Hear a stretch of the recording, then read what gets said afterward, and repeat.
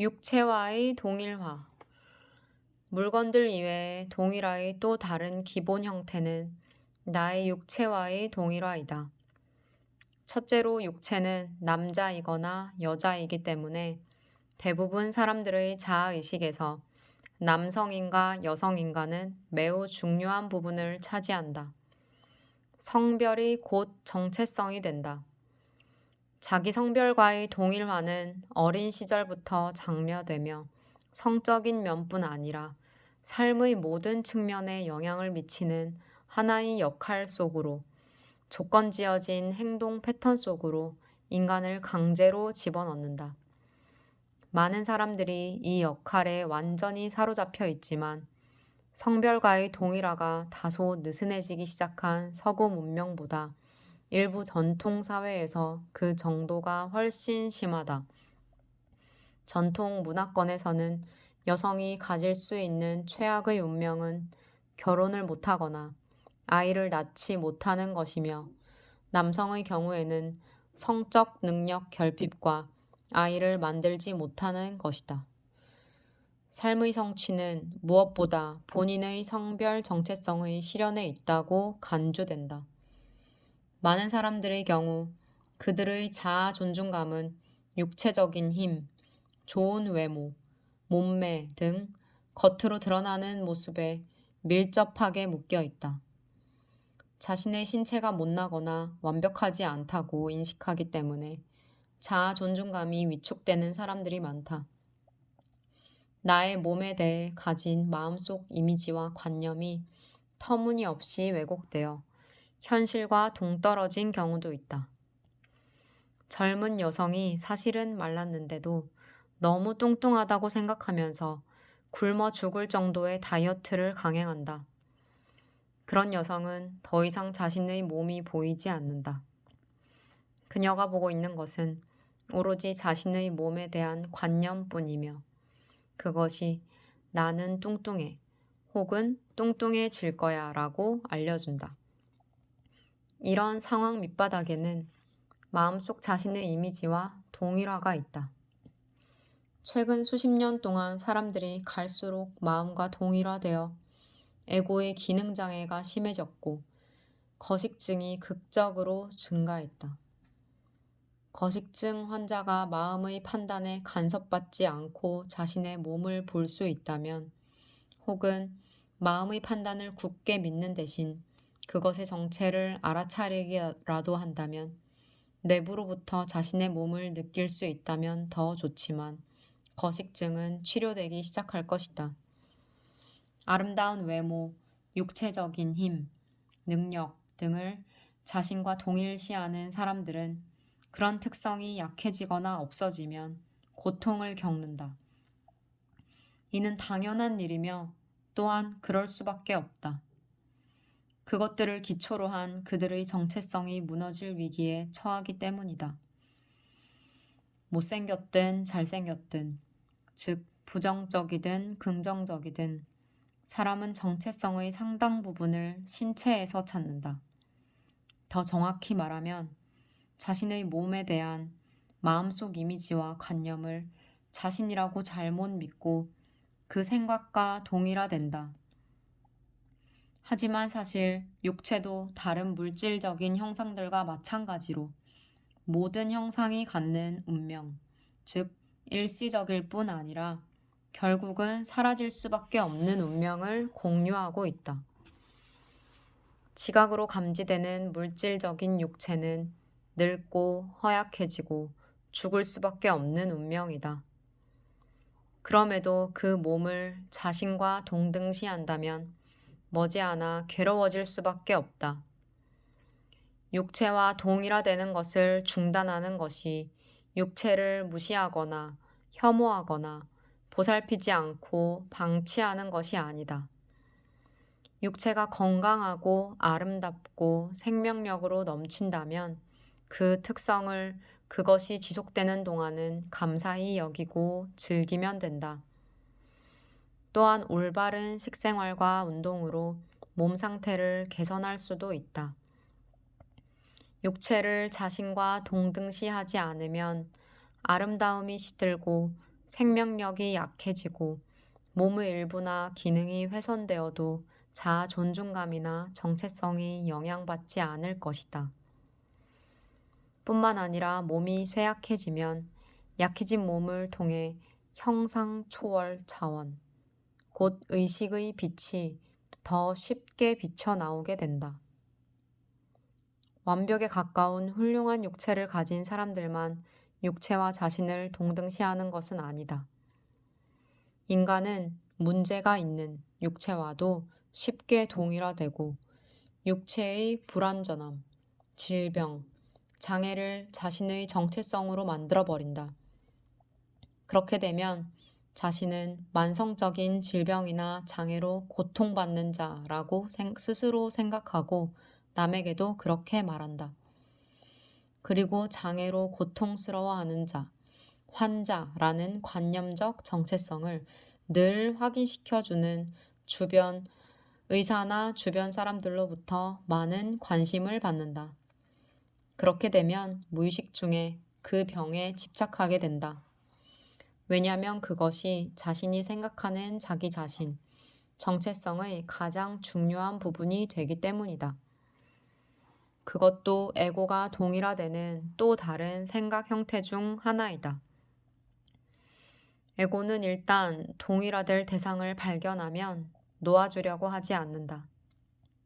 놀라운 일이지만 드물지 않은 경우에 더 강한 정체성을 추구하는 에고는 병을 통해 자신을 강화하기 위해 스스로 병을 일으킬 수도 있고 또 실제로 일으키기도 한다. 내부의 몸 느끼기. 육체와의 동일화는 에고의 가장 기본적인 형태 중 하나이지만 다행히도 그것은 가장 쉽게 뛰어넘을 수 있는 동일하다. 그러나 그러기 위해서는 자신은 육체가 아니라고 자신에게 설득하는 것이 아니라 관심을 육체라는 외부적 형상과 아름답다, 추하다, 강하다, 약하다, 너무 뚱뚱하다, 너무 말랐다 같은 자신의 몸에 대한 생각으로부터 몸의 내부에 있는 살아있음의 느낌으로 옮겨갈 필요가 있다. 몸의 겉모습이 어떤 차원에 있든 그 외부의 형상을 넘어가면 강렬하게 살아있는 에너지 장이 있다. 내부의 몸을 자각하는 것이 습관이 되어 있지 않다면 잠시 눈을 감고 자신의 양 손바닥에서 생명의 기운을 느낄 수 있는지 시험해 보는 것도 좋다. 그때는 마음에 귀를 기울이면 안 된다. 마음은 아무것도 느껴지지 않는다 라고 대답할 것이다. 또한 좀 더 재미있는 것을 하는 것이 어때? 하고 말할 것이다. 그러므로 마음에게 묻는 대신 직접 양손을 느껴보라. 즉 손바닥 안의 미묘한 생명력을 느끼는 것이다. 생명력은 그곳에 있다. 그것을 알아차리기 위해서는 단지 손바닥으로 의식을 옮기기만 하면 된다. 처음에는 어렴풋한 찌릿찌릿한 감각일지 모르지만 머지않아 기 또는 생명력을 느낄 수 있다. 잠시 동안 손바닥에 주의를 집중하면 그 생명력은 더 강해질 것이다. 사람에 따라서는 눈을 감을 필요조차 없을 것이다. 이 글을 읽으면서 내부의 손을 느끼는 사람도 있을 것이다. 그 다음에는 두 발의 주의를 이동시켜 잠시 그곳에 머물고 그러고 나서 두 손과 두 발을 동시에 느껴본다. 그 후에는 신체의 다른 부분, 즉 다리, 팔, 배, 가슴을 지나서 마지막에는 내부의 몸 전체의 생명력을 느껴보라. 이 내부의 몸은 사실은 육체가 아니고 생명 에너지이며 형상과 형상 없음 사이의 다리이다. 가능한 한 자주 내부의 몸을 느끼는 습관을 들이는 것이 좋다. 얼마 후면 눈을 감지 않아도 느낄 수 있게 된다. 예를 들어 누군가와 대화를 나누면서도 내부의 몸을 느낄 수 있다. 모순처럼 들리지만 내부의 몸과 접촉하고 있을 때 사실은 더 이상 육체와 동일화되지 않으며 자신의 마음과도 동일화되지 않는다. 즉, 더 이상 형상과 동일화되지 않고 형상과의 동일화로부터 멀어져서 형상 없음으로 향해 간다. 이 형상 없음을 우리는 존재라고 부를 수도 있다. 그것이 당신 정체성의 핵심이다. 몸에 대한 그 알아차림은 당신을 지금 이 순간에 닻을 내리게 할 뿐 아니라 에고라는 감옥으로부터 빠져나오는 출구가 된다. 이것은 면역 체계와 신체의 자연 치유력도 강화시켜준다. 존재의 망각. 에고는 언제나 형상과 동일화되고 어떤 형상에서든 자기 자신을 찾으며 그럼으로써 자기 자신을 잃어버린다. 형상은 물질과 육체만이 아니다. 물건이나 육체처럼 외부의 형상들보다 더 근본적인 것은 의식의 영역에서 끊임없이 일어나는 생각 형태들이다. 이것들은 에너지 형태를 띠고 있으며 물질보다는 미세하고 밀도가 낮지만 결국에는 하나의 형태이다. 머릿속에서 절대로 말을 멈추지 않는 목소리라고 당신이 알고 있는 그것은 사실 그칠 줄 모르는 강박적인 생각의 흐름이다. 모든 생각이 당신의 관심을 온통 흡수해버리고 머릿속 목소리와 그것에 동반되는 감정에 너무도 동일화되어 모든 생각과 감정 속에서 자기를 망각할 때 당신은 형상과 완전히 동일화되어 에고의 움켜짐에서 벗어나지 못한다. 에고는 나라는 자아의식을 부여받아 반복해서 일어나는 생각 형태들과 조건지어진 정신적, 감정적 패턴들의 복합체이다. 에고는 무형의 의식인 나의 있음, 즉 순수한 있음, 이 형상과 뒤섞일 때 생겨난다.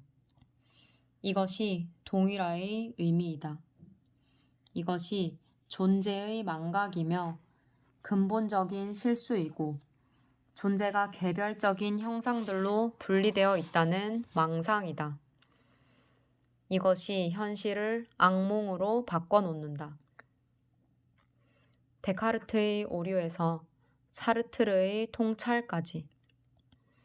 근대 철학의 창시자로 여겨지는 17세기 철학자 데카르트는 이 근본적인 오류를 근본적인 진리로 알고 나는 생각한다.